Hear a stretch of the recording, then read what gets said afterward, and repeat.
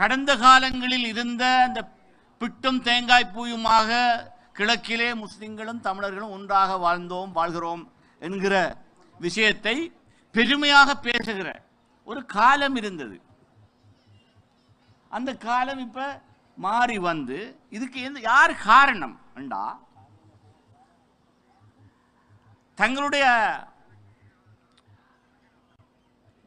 அரசியல் இலக்குகளை அடைந்து கொள்ள வேண்டும் என்பதற்காக வன்முறையை பாவித்தவர்கள். இந்த வன்முறை வந்து பூந்துதான் எங்களை பிரிச்சது. இல்லாட்டி நாங்க பிரிஞ்சா இருந்த. இப்ப வன்முறை ஒரு இடத்துலயும் இல்லை, இனி தலை தூக்கவும் இயலாது. எனவே இப்ப நாங்கள் ஒத்துமைப்படணும்.